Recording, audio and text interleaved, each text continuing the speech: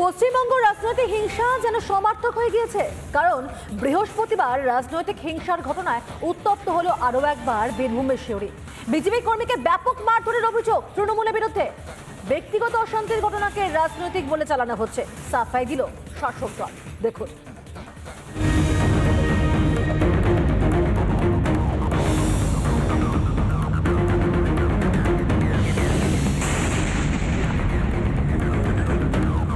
লোকসভা নির্বাচন শেষ হওয়ার পর থেকেই লাগাম ছাড়া হিংসার শিকার বিজেপির নেতাকর্মীরা। বীরভূম থেকেও আসছে পরপর হিংসার খবর। এর আগে তৃণমূলের বিজয় মিছিল থেকে সদাইপুরে বিজেপি কর্মীদের মারধর ও বাড়ি ভাঙচুরের অভিযোগ উঠেছিল। তৃণমূলের বিজয় মিছিল থেকে বোমাবাজির অভিযোগও ওঠে।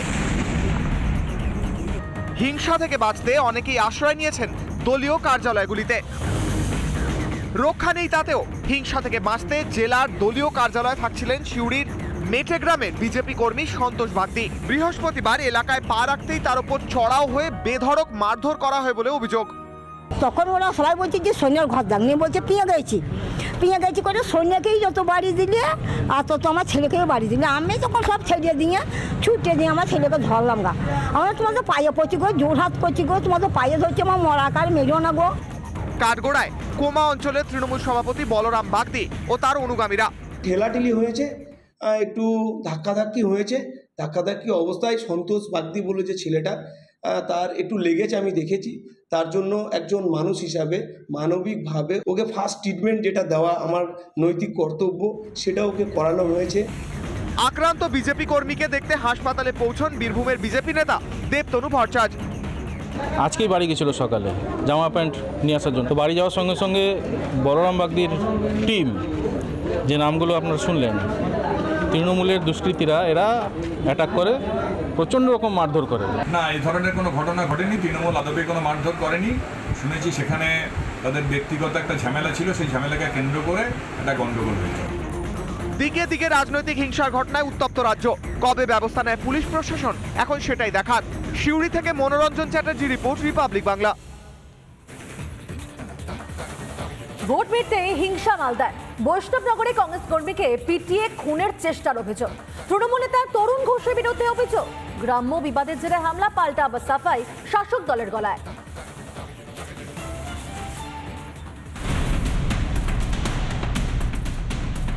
মালদার মানিকচকে কংগ্রেস কর্মীকে খুনের ঘটনার রেশ কাটতে না কাটতেই ফের কংগ্রেস কর্মীকে খুনের চেষ্টার অভিযোগ।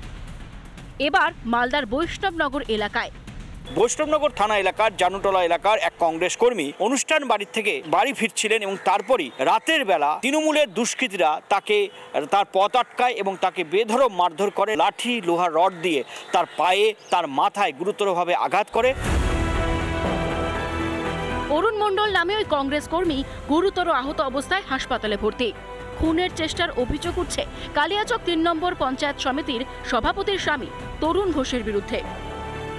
ছেলে গেছে নিমন্ত্রণ খেতে, মানে জন্মদিন ছিল, জন্মদিন খেয়ে আসতেছিল বাড়ি আসার সময় বিজয় মোড়ে ওরা দলবল নিয়ে তরুণরা মেরেছে। তরুণ ঘোষেরা ওখানে দলবল নিয়েছিল বিজয় মোড়ে, সেখানে মারধর করলো, মানে মরেই গেছে আর কি। হসগান ছিল না, জেলা সভাপতি মামুনি, ও খবর পেলো, ওইসা তুলে নিয়ে আসলো। কে মেরেছে আপনার ছেলে? মেরেছে তরুণ ঘোষের দলবল, তৃণমূল করে। আর আপনারা? আমরা কংগ্রেস করি। গ্রাম্য বিবাদে হামলা, দাবি তৃণমূলের। মালদায় হেরে আতঙ্ক তৈরি করতে চাইছে তৃণমূল, পাল্টা দাবি কংগ্রেসের। এটার সাথে রাজনৈতিক বিবাদের কোনো সম্পর্ক নেই। আমরা যেটা খবর, গ্রামের মানুষ তাদের বিচার নেওয়ার জন্য তাদেরকে তাড়া করেছে।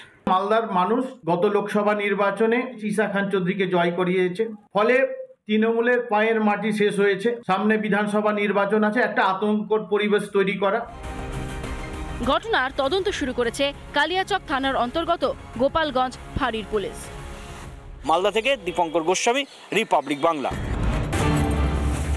তবে শুধুমাত্র উন্নয়নে হুঁশিয়ারি নয়, কারণ রীতিমতো ভোট কম পেতে হুমকির রাজনীতি শুরু হয়েছে। কোচবিহারে 3 এলাকায় পিছিয়ে তৃণমূল এবং তারপরে ভোট কম পেতেই হুমকির রাজনীতি। লক্ষ্মীর ভান্ডার নিয়ে হুঁশিয়ারি দিলেন উদয়ন গুহ। ভোট না দিলে মিলবে না প্রকল্প। ভোট না দিলে কি মিলবে না প্রকল্প? কে পাবে লক্ষ্মীর ভান্ডার ঠিক করুন জনপ্রতিনিধিরাই। কারণ এই সম্পূর্ণ এই বিষয়ে এইভাবেই কথা বলেছেন উদয়ন গুহ। তিনি পরিষ্কার বলতে চাইছেন যে কে পাবে লক্ষ্মীর ভান্ডার ঠিক করুন জনপ্রতিনিধিরাই। অর্থাৎ লক্ষ্মীর ভান্ডার নিয়ে হুঁশিয়ারি দিলেন উদয়ন গুহ। ভোট না দিলে নাকি মিলবে না প্রকল্প, এমনটাই কিন্তু প্রশ্ন উঠছে। কোচবিহারের 3 এলাকায় সেখানে পিছিয়ে তৃণমূল। আর ভোট কম্পিটিকে এবারে হুঁশিয়ারি, হুমকি সমস্ত কিছু শুরু হয়ে গেছে। হুমকির রাজনীতি শুরু হয়ে গেছে। কারণ লক্ষ্মীর ভান্ডার নিয়ে হুঁশিয়ারি দিলেন উদয়ন গুহ। কি বলেছেন তিনি শুনব। লক্ষ্মীর ভান্ডার ঘরে ঘরে পৌঁছিয়েছে। লক্ষ্মীর ভান্ডারের সুবিধে সব বাড়িতে পাচ্ছেন, কিন্তু তারপরেও যারা লক্ষ্মীর ভান্ডার পান তাদের অনেকে ভোট দেননি ধর্মের কারণে, কারণ হিন্দু ধর্মকে শক্তিশালী করছে। বিজেপিকে ভোট দিলে হিন্দু ধর্ম শক্তিশালী হবে। লক্ষ্মীর ভান্ডারের ব্যাপারে আমাদের হাতে, অর্থাৎ জনপ্রতিনিধিদের হাতে কিছুমাত্র ক্ষমতা দেওয়া হোক, যাতে আমরা বেঁচে অন্ততপক্ষে এটা ভাবতে পারি যে কার লক্ষ্মীর ভান্ডারের প্রয়োজন আছে, কে লক্ষ্মীর ভান্ডার নিয়ে এই কথা বলেন যে কার বাবার টাকা দিন। তাদের একটা দেখিয়ে দিতে চাই কার বাবার টাকা দিতে চাই। আবাসনের টাকা দেওয়া হবে ডিসেম্বর মাস থেকে। সরকার একটা নতুন সিদ্ধান্ত নিয়েছে যে আবাসনের যে পুরনো তালিকা, সেই তালিকা বাতিল করে নতুন তালিকা তৈরি হবে। সেই তালিকা তৈরি করবার ক্ষেত্রে আমাদের যত্নবান হতে হবে। যারা মাথার উপর ছাদ নেবে, পেটে ভাত নেবে, আর ভোট দেওয়ার সময় পদ্ম ফুলে ছাদ দেবে, তাদের ব্যাপারে নিশ্চয়ই জেলা সভাপতি সহ অন্যরা বিশেষভাবে চিন্তা করবেন, সেটা আমি বিশ্বাস করি। বিধানসভায় কোচবিহার দখলে শাসকের দাবায় যে কোনো মূল্যে জিততে হবে সমস্ত আসন। জেলার 9টি আসন পেতে এখন ভরসা তাই পেশি শক্তি। ক্ষমতা দখলে কি তৃণমূলে ভরসা পেশি শক্তি? সাংসদ হয়ে আস্ফালন রীতিমতো জগদীশ চন্দ্র বসুনিয়ার। সোজা আঙুলে ঘি না উঠলে নাকি আঙুল বাঁকাতে হবে। বিবেকানন্দ হয়ে রাজনীতিতে আসেনি, ঠিক এরকমই বেশ কয়েকটি মন্তব্য করে ফেললেন জগদীশ বসুনিয়া।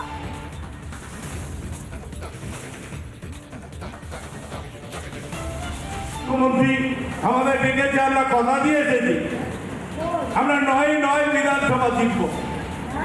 সেই জেতানোর জন্য যা কৌশল, এখন থেকে যেখানে যে কৌশল অবলম্বন করতে হয় সেখানে সেই কৌশল অবলম্বন করতে হবে। যেখানে সোজা আঙুলে ঘি উঠবে না, সেখানে আঙুলটাকে বাঁকাতে হবে। আমরা কেউ বিবেকানন্দ কেউ হয়ে আমরা কেউ রাজনীতিতে আসি না। আমি বলেছিলাম যে রাজনীতি মানে ক্ষমতার লড়াই, পেশি শক্তির লড়াই। সেই লড়াইতে টিকে থাকতে গেলে যা যা করা দরকার আপনারা করবেন। আমরা এই নীতিতে বিশ্বাস করি না যে আমার গালে কেউ যদি একটা চর মারে, আমি এই পাশের গালটা বাড়িয়ে দিয়ে বলবো এখানে একটা চর মারে। এইরকম রাজনীতি আমরা করি। কেউ যদি আমাকে একটা চর মারতে আসে, আমাকে 10টা চর মারার মতো মানুষ সব থেকে তৈরি থাকতে হবে, আমাদের মন থেকে তৈরি থাকতে হবে। ভোট পরবর্তী হিংসা আক্রান্তদেরকে নিয়ে রাজভবনে যেতে পারলেন না শুভেন্দু অধিকারী। রাজভবনে গেটে বাধা দিল পুলিশ আধিকারিকরা। রাজভবনে অনুমতির পরেও 144 ধারা যুক্তি দেখিয়ে বাধা পুলিশের। আজই হাইকোর্টের দ্বারস্থ বিরোধী দলনেতা। তোমার কোনো জিনিস দেয়নি, সব তোমার জিনিস মিথ্যা কথা বলছো তুমি।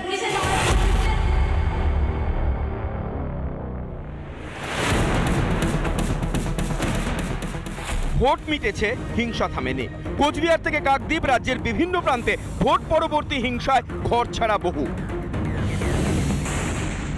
আমি হসপিটালে ভর্তি ছিলাম 5 দিন। 5 দিনের পরে বাড়ি গিয়েছিলাম। ফের ওরা আমার বাড়িতে আমার বউকে বলেছে যে বিধবা করব, আমার ছেলেকে তাড়া করেছে। আমি আজকে রাজ্যপালের কাছে এসেছি আমাদের বক্তব্যটা জানানোর জন্য। ওখানে আমার মা যেভাবে মারা যায়, মানে 2021 সাল 2 নভেম্বরের পর থেকে আমার বাড়িতে বারবার অ্যাটাক করা হয়। আমাদের মারধর করছে, ঘর ভেঙে দিয়েছি, এই জন্য এসেছি।